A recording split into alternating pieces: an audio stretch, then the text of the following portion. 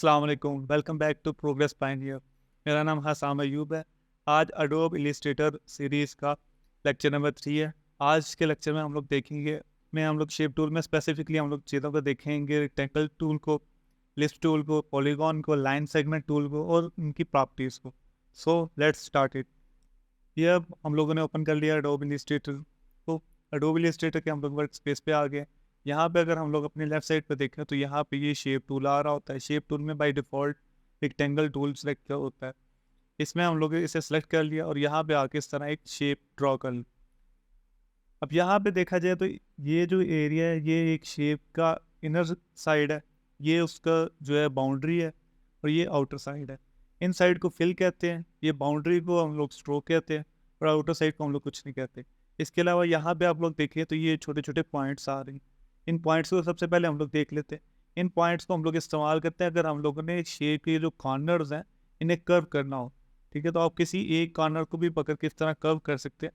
तो अगर आपके पास ये इस शो नहीं हो रहे तो सिंपली आपने क्या करना है, यहाँ पे ओके प्रॉपर्टी पैनल पे यहाँ पे देखें शेप लिखा आ रहा है, यहाँ पे आके इसे क्लिक कर दें तो यहाँ पे ये शो होना शुरू हो जाए।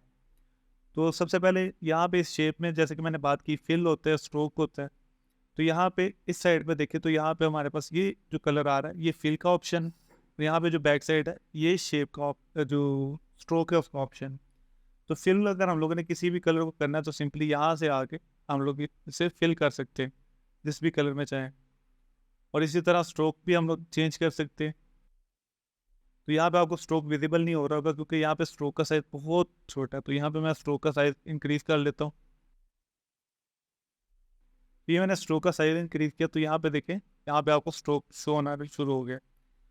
अब ये तो हो गया रेक्टेंगल टूल। रेक्टेंगल टूल से हम लोग रेक्टेंगल शेप भी बना सकते हैं, वो चाहे हम लोग हॉरिजॉन्टल रेक्टेंगल टूल बनाएं या वर्टिकल रेक्टेंगल टूल बनाएं, या इससे हम लोग जो है एक स्क्वायर भी बना सकते हैं। तो स्क्वायर बनाने के लिए क्या है, सिंपली हम लोगों ने कीबोर्ड का शिफ्ट प्रेस करके रखना है और इस तरह हम लोगों ने ड्रॉ करना है। ये इस एक जो है सही से स्क्वायर बन जाएगा। अब इसके बाद अगर हम लोग बात करें तो आगे हमारे पास यहाँ पे एलिप्स टूल आता है। शेप टूल में जितने भी टूल्स हैं इन सब की प्रॉपर्टीज सेम है, ये स्ट्रोक और फिल की। तो यहाँ पे हम लोगों ने एलिप्स को लिया। एलिप्स में क्या होता है कि बिल्कुल अगर आप एक्यूरेट सर्कल बनाना चाहते हैं तो वो भी बन जाते हैं, और अगर आप इसे थोड़ा सा एलिप्टिकल बनाना चाहते हैं तो ये भी आप बना सकते हैं इस तरह। ये देखें, ये मैंने ड्रॉ कर लिया है। जिस तरह हमारे पास रेक्टेंगल की फिल और स्ट्रोक है इसी तरह यहाँ पे इसका भी फिल एंड स्ट्रोक है। उसका सिंपली तरीके कर क्या है कि यहाँ से आगे आप इसका कलर चेंज कर सकते हो जो जिस भी कलर में आप लोग चाहो। तो यहाँ से इसका स्ट्रोक का साइज इंक्रीज या डिक्रीज कर सकते हो। इसी तरह आगे हम लोग आ जाएं यहाँ पे पॉलीगॉन टूल। पॉलीगॉन टूल बड़ा इंटरेस्टिंग टूल है। पॉलीगॉन टूल से हम लोग एक ट्राइंगल भी बना सकते हैं, पॉलीगॉन भी बना सकते हैं, पेंटागॉन भी बना सकते हैं और बहुत कुछ बना सकते हैं। तो यहाँ पे सिंपली मैं यहाँ पे आके सिंगल क्लिक करूँगा तो यहाँ पे ये देखें मेरे से एक चीज़ पूछ रहा है कि आप जो सर्कल ड्रॉ करने लगे, जो पॉलीगॉन ड्रॉ करने लगे उसका रेडियस क्या हो। यहाँ पे मैं इसका रेडियस 100 लिख देता हूँ, 100 पिक्सल। तो यहाँ पे ये पूछ रहा है कि ये कितनी साइड होंगी। यहाँ पे अभी हम लोग इसकी जो है 6 साइड जो है ना लिखते हैं। तो यहाँ पे मैंने ये लिखा तो ये देखें, ये यहाँ से यहाँ तक का जो डिस्टेंस है वो 50 पिक्सल है। और जो साइड्स हैं यहाँ पे देखें इसकी ये 6 साइड्स हैं, 1 2 3 4 5 एंड 6। ठीक है, इसी तरह अगर हम लोग चाहते हैं, हम लोग 5 साइडेड बनाना चाहते हैं, ये तो 6 साइडेड हो, तो सिंपली हम लोग ने यहाँ पे आके 5 लिख देना है। तो ये इस तरह हमारे पास पेंटागॉन बन जाएगा। इसी तरह अगर हम लोग ट्राइंगल बनाना चाहते हैं तो सिंपली हम लोग यहाँ पे 3 लिख देंगे। तो ये देखें ये 3 हो गया। सॉरी, ये जो रेडियस है ये 100 पिक्सल है। तो ये देखें ये हमारे पास 3 साइडेड आ गया, तो ये ट्राइंगल आ गया। इसी तरह अगर हम लोगों ने 10 साइड्स एंटर करते हैं तो ये देखें हमारे पास ये जो है ना 10 साइड्स आ गए, 10 कॉर्नर्स आ गए। तो ये एक बड़ा इंटरेस्टिंग टूल है, बहुत सी जगहों पे इस्तेमाल होता है। इसके बाद आगे हम लोग बात करें स्टार टूल की, तो स्टार टूल बड़ा कॉमन से ये आपको समझ आ गई होगी इन तीनों टूल्स को देखते हुए।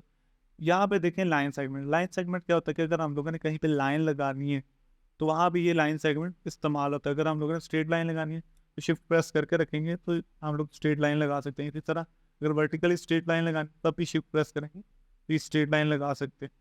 तो ये बेसिकली लाइन के लिए इस्तेमाल होता है। हो सकता है आपके पास जो है ना यहाँ पे ये शो ना हो रहा हो, आपके और मेरे यहाँ पे टूल बार का डिफरेंस हो, वो दूर करने के लिए आप यहाँ पे विंडोज़ में हैं, विंडोज़ में आने के बाद यहाँ पे टूल बार पे हैं, टूल बार में ये देखें मैंने बेसिक सेलेक्ट किया हुआ है, आपका हो सकता है एडवांस हो, तो अगर आप एडवांस पे क्लिक करें तो यहाँ पे देखें आपके यहाँ पे ये जो है ना टूल्स चेंज हो गए।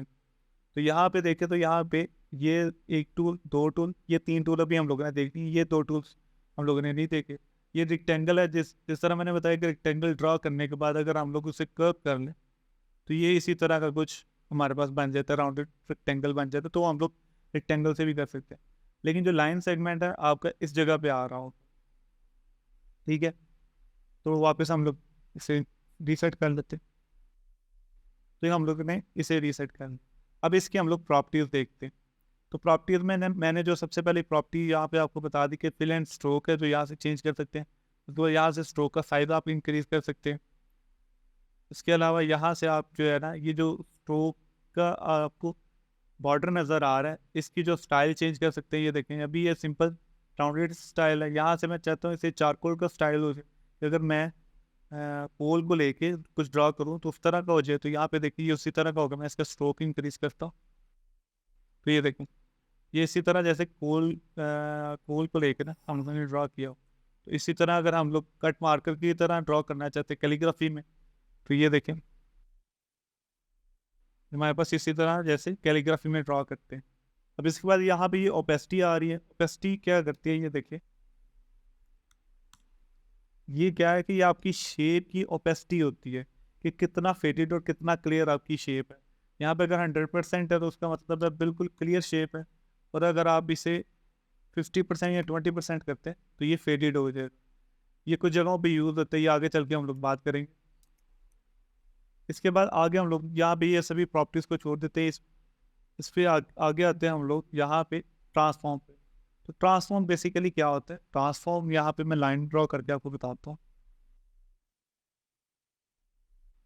ये मैंने एक सिंपल सी स्ट्रेट वर्टिकल लाइन ड्रॉ की है। यहाँ पे ट्रांसफॉर्म पे आया हूँ, ट्रांसफॉर्म पे आने के बाद यहाँ पे बाकी चीज़ों को छोड़ दें, सिर्फ ये 2 चीज़ों को देखें।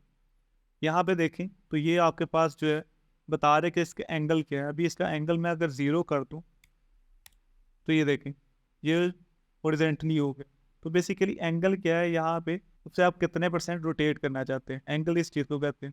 तो यहाँ पे अगर मैं 20 लिख देता हूँ तो ये देखें ये 20 डिग्री रोटेट हो गया। अब ये आगे शेयर है, इस चीज़ को दोनों को समझाने के लिए आपको मैं प्रैक्टिकल एक एग्जांपल यहाँ पे बना के दिखाता हूँ। तो ये देखें यहाँ पे मैंने एक रेक्टेंगल बनाया है। अब इस रेक्टेंगल को यहाँ से अगर मैं रोटेट करूँ तो यहाँ से मैं सिंपली 50 डिग्री करता हूँ तो ये रोटेट हो गया। अब आपको कैसे पता चलेगा कि ये 50 डिग्री ही रोटेट हुआ? तो सिंपली मैं यहाँ से आपको इसका प्रैक्टिकल करवा देता हूँ।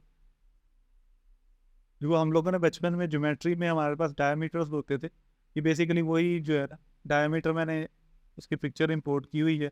तो ये देखें ये मैंने एक ट्राइंगल बनाया है, इस ट्राइंगल को मैं यहाँ पे आपके सामने रख रहा हूँ, और इसे देखें यहाँ पे मैं इसे आगे अगर ट्रांसफॉर्म करता हूँ तो यहाँ से इसे मैं शेयर करता हूँ, शेयर करके मैं इसे 30 डिग्री रोटेट करता हूँ, सिर्फ इसे स्ट्रेच करता हूँ। तो ये देख ये इस तरह से मैं यहाँ पे वापस से एक जाता हूँ। तो ये देखें ये बिल्कुल 30 डिग्री जो है रोटेट हो गया, शेयर हो गया। रोटेट में और शेयर में क्या फ़र्क होता है, रोटेट में क्या पूरी की पूरी आपकी जो है ना शेप जो है ना रोटेट हो जाती है, जबकि शेयर में क्या होता है ये इस तरह साइड्स तो जो है ना वो टर्न हो जाती हैं, लेकिन जो आपका अप साइड और बॉटम साइड है ना वो उसी तरह रहती है। यहाँ पे मैं आपको करके दिखाता हूँ। मैंने एक और शेप ले ली यहाँ पर, फिर वही इस शेप को मैंने रोटेट किया यहाँ से 30 डिग्री। तो ये देखिए ये रोटेट हो गया बेसिकली।